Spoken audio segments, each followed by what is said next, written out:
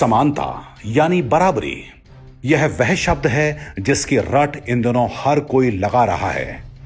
वामपंथियों और समाजवादियों को तो लगता है कि इस पर उनका पेटेंट है। माहौल ऐसा बना हुआ है मानो देश में समानता नहीं है और यह कोई ऐसा जादुई विचार है जिसे हर हाल में लागू कराना चाहिए। लेकिन क्या आपने ध्यान दिया है कि समानता की रट सबसे अधिक लगाने वाले कभी उन मजहबी समूहों पर प्रहार नहीं करते जो कहते हैं कि आसमानी किताब के अनुसार उनके मजहब का दूत सर्वश्रेष्ठ है और उसे मानने वाले सर्वश्रेष्ठ हैं।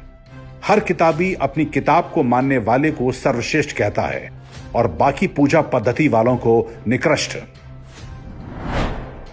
सनातन हिंदू धर्म इन सब से अलग है। ये किताबी नहीं है, इसमें कोई दूत भी नहीं है। यह अकेला ऐसा धर्म है जो चुपचाप अपने पूर्वजों के ग्रंथ मनुस्मृति को जलते हुए देख लेता है।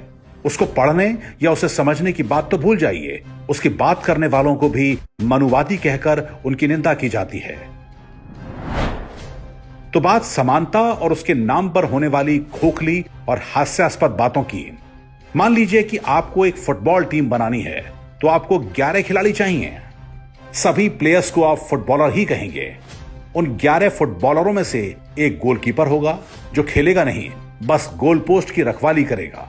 4 डिफेंडर होंगे जो केवल गोलकीपर की रक्षा करेंगे, उनके जिम्मे और कोई काम नहीं होगा। 4 मिडफील्डर होंगे जो डिफेंडर की सहायता करेंगे और विपक्षी टीम पर आक्रमण करने वाले खिलाड़ियों को भी बैकअप देंगे।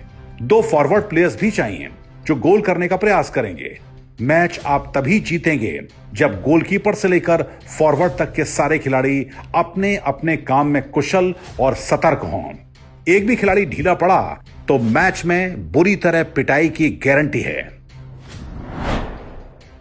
लेकिन अब फुटबॉल के इस खेल में वामपंथी तर्क घुसेड़िए। केवल गोलकीपर ग्लव्स क्यों पहनता है? गोलकीपर को ही 20 गज के अंदर फुटबॉल को हाथ से पकड़ने का विशेषाधिकार क्यों है? बाकी खिलाड़ियों के साथ यह भेदभाव क्यों? आप समानता का वामपंथी तर्क करने लगिए, फुटबॉल का सारा खेल चौपट हो जाएगा। चलिए अब क्रिकेट का उदाहरण लेते हैं। इसमें भी 11 खिलाड़ी होते हैं, पर क्या आप 11 के 11 खिलाड़ी समान गुण वाले चुनते हैं या फिर 11 खिलाड़ी विशेष गुणों वाले चुनते हैं? जैसे कि एक विशेषता हो कि वह विकेट कीपिंग अच्छी करता हो, 5 बल्लेबाज हों, कुछ स्पिनर और कुछ फास्ट और 1 या 2 ऑलराउंडर। कहने का अर्थ है कि क्रिकेट जैसा खेल भी समानता नहीं बल्कि विशेषता के आधार पर ही चलता है। अब यहां भी वामपंथी तर्क घुसड़ के देखिए। केवल विकेट कीपर पैड और ग्लव्स पहनकर क्यों रहता है? क्या बाकी 10 फील्डरों की जिंदगी की कोई कीमत नहीं? स्मैश विकेटकीपर पैट्रियार्की की तख्ती लेकर बैठ जाइए, इस खेल का खात्मा निश्चित हो जाएगा। खेल ही नहीं, दुनिया के सभी कार्य विशेषताओं से चलते हैं। जो विशेषता डॉक्टर के पास होती है वह नर्स के पास नहीं होती और जो विशेषता नर्स के पास होती है वह डॉक्टर के पास नहीं होती। दोनों की अपनी अपनी विशेषताओं से ही अस्पताल चलता है। आप सनातन धर्म को यदि ध्यान से और बिना पूर्वाग्रह के देखें तो इन्हीं विशेषताओं का आधार आपको सर्वत्र दिखेगा। पर कोई बात नहीं, आप आइए और हमारी निंदा करिए, क्योंकि 1% से भी कम ब्राह्मण गुरुकुल के माध्यम से भिक्षा लेकर ज्ञान बांट रहे थे। हजारों साल से केवल कुछ दशकों पूर्व तक यह तरीका चलता रहा।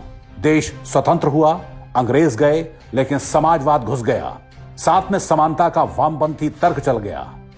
अब वही देश टैक्स का बड़ा भाग मदरसों को दे रहा है। कहते हैं कि समानता के लिए ऐसा कर रहे हैं। क्या समानता ऐसे ही होती है?